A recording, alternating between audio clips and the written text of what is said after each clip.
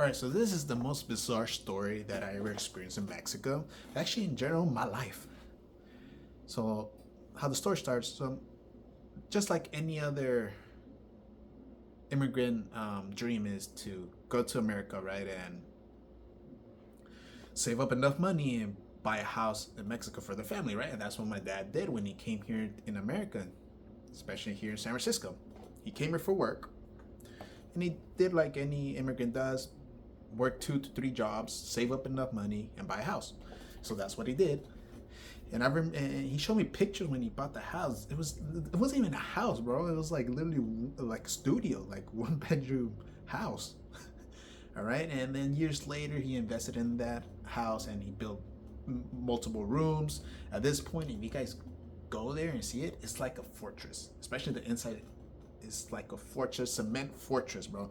Because in Mexico, they don't believe in wood. It's all about tabiques, bro, bricks and cement.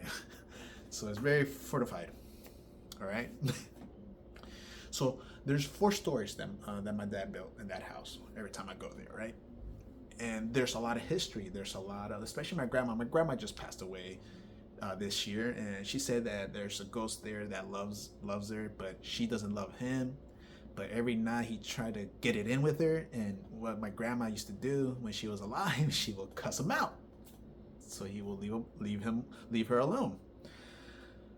But here's the thing. So I remember it was like 2 years ago. I went there, right, because I had to do a couple things, I had to little projects, right, because I got some projects over there, and I'm not gonna lie, I'm a night owl. It takes me a while to sleep, so I was on my phone like any millennial does, and I'm literally watching YouTube videos, right? Trying to go to sleep, and I know it's not working. And mind you, where I sleep, I'm right next to the door that leads to the rooftop, and that door is made out of metal, okay? Because in Mexico, everything's made out of metal, all right? Especially the doors that lead to the outside. You know, you want to be certified and safe, all right? Because some thieves, dude, they'll break that thing in, dude. So you gotta be prepared. So metal door, right? We always lock it at night, so nobody could go in. No thieves, no bad people, right? Because anything could happen. And I remember it was 3 a.m. in the morning, and that thing, somehow someone got up there. Mind you, it's 4 stories, so you need a big ass ladder just to get access to the rooftop from the outside. And we have a wall with barbed wire and everything and broken glass so people can actually get in there. So the only way to get in there, you have to be like Spider-Man, literally just freaking hop from the other side. Which is not gonna happen. You're gonna break your knees, and we're gonna hear that, and we're gonna beat your ass. But regardless, someone had access to our rooftop, and this, I don't know who it was, but they decided to knock at the metal door that is locked for 1 hour. All right, for 1 hour straight, you're hearing this.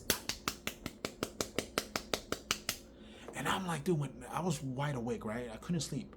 And then when I was hearing that, I was like, dude, like, who is that? At first I thought it was a thief. But then you realize a thief would not do that.